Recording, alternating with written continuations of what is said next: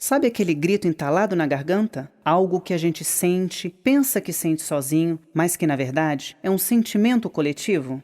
Muita gente no Brasil já luta contra os altos impostos e as elevadas tarifas dos serviços públicos, especialmente as tarifas de energia elétrica. Quando o PROS trouxe esse assunto para o seu programa nacional, deu mais um ânimo para que essas pessoas, muitas entidades, a imprensa e parlamentares se unissem para fazer uma série de discussão do problema. Foi a partir daí que começamos a discutir amplamente as causas e as soluções. Que as tarifas são elevadas, isso ficou mais do que comprovado. Em diversos estudos e comparativos, verificou-se que o Brasil tem uma das mais elevadas tarifas de energia elétrica do mundo. O que chama atenção é que a nossa matriz energética, baseada na geração de energia hidroelétrica, é uma das mais baratas. No entanto, as nossas tarifas são elevadas demais. O caso mais emblemático é o de Minas Gerais. O estado é considerado a caixa d'água do Brasil. Minas gera sua própria energia e lá é onde a conta de luz é uma das mais caras do país. Enquanto o quilowatts custa 50 centavos de real em Minas Gerais, nos Estados Unidos, em Massachusetts, o quilowatts pode ser comprado por 10 centavos de dólar. Mesmo com a diferença cambial, lá é bem mais barato do que aqui. O quadro fica mais grave quando se acrescenta o valor do imposto do ICMS, que em Minas chega a 30% para quem consome acima de 90 quilowatts. No final das contas, pagamos mais do que o dobro dos americanos. Então, a pergunta que fizemos foi a seguinte: por que o preço aqui é tão alto? A ANEEL é a agência reguladora que deveria evitar que isso acontecesse. No entanto, parece que não funcionava bem assim. Nas discussões, ficou claro também que as agências reguladoras precisavam ser reguladas, e bem reguladas. Daí, a primeira proposta concreta foi um projeto para que os cargos gerenciais, técnicos e executivos das agências reguladoras só sejam exercidos por servidores de carreira altamente qualificados, evitando-se a vulnerabilidade das indicações políticas. E o estabelecimento de controles públicos e sociais, bem como de auditorias externas para acompanhar as decisões das agências. Paralelamente, técnicos, especialistas e associações de consumidores fizeram um grande estudo com relação à lucratividade das distribuidoras. Só o grupo CEMIG lucrou mais de 45 bilhões de reais nos últimos 10 anos. Em 2014, a Lagita foi de 6,3 bilhões de reais, representando 32% de todo o faturamento operacional líquido, um percentual bastante exagerado para uma empresa que presta um serviço de natureza pública. Um serviço tão essencial como é a energia elétrica. Esses estudos, compartilhados com o CAD, a Comissão de Defesa do Consumidor da Câmara e do Senado, com o Ministério Público e com as federações do comércio e da indústria, provocaram uma pressão em favor do realinhamento geral nos preços praticados para os consumidores residenciais, comerciais e industriais. Essa ação pública, aberta e democrática, fez os preços de distribuição de energia baixarem substancialmente, atingindo níveis aceitáveis, e situaram a margem de lucro das distribuidoras em patamares mais razoáveis, equilibrando o interesse público e o privado. Mas era preciso fazer mais. Era preciso reduzir também a carga tributária, especialmente o ICMS. Com a pressão popular, fizemos um pacto federativo, com a anuência de todos os governos estaduais, em torno de um projeto de redução gradual das alíquotas.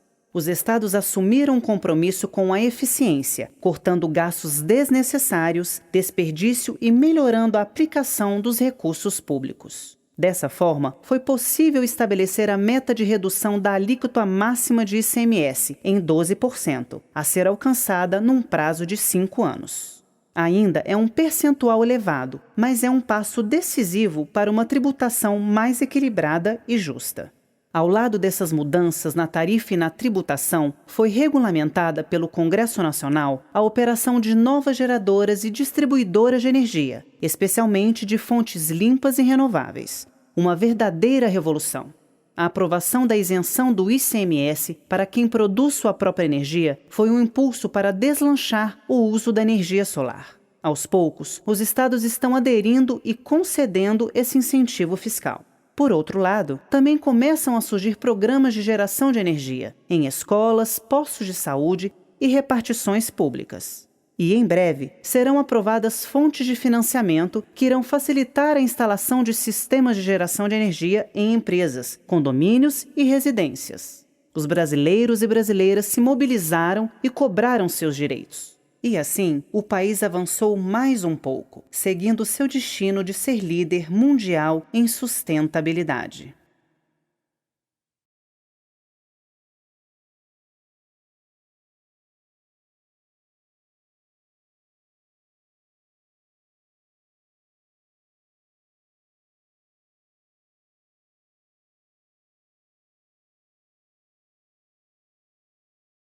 Você pode parar qualquer uma dessas pessoas na rua e perguntar se elas sabem o quanto pagam de imposto. Provavelmente vão dizer que muito, mas na verdade não têm noção do quanto.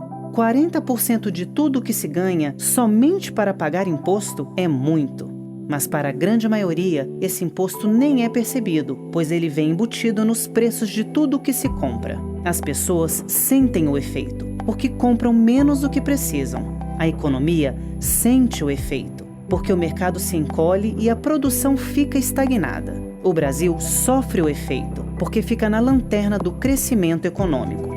E quando a gente fica sabendo que mais de 45% de tudo que o país arrecada vai para pagar a dívida pública, é fácil compreender que, pelo menos para os bancos, tá bom do jeito que tá.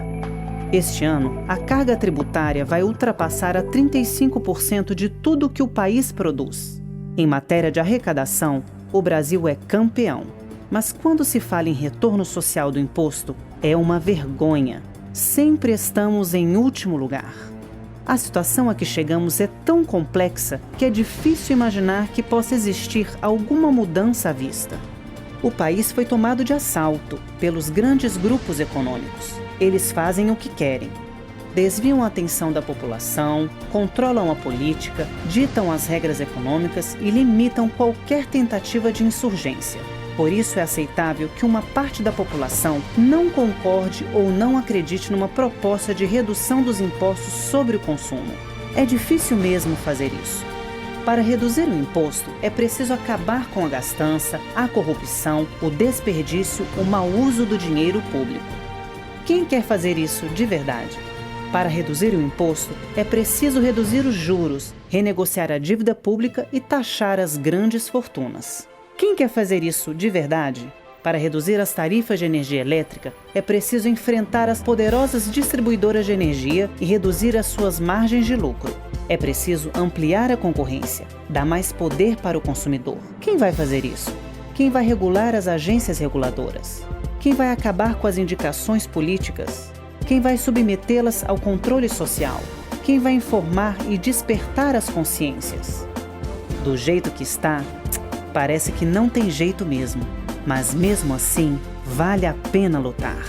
Vale a pena correr todos os riscos. Um dia, esse país toma jeito.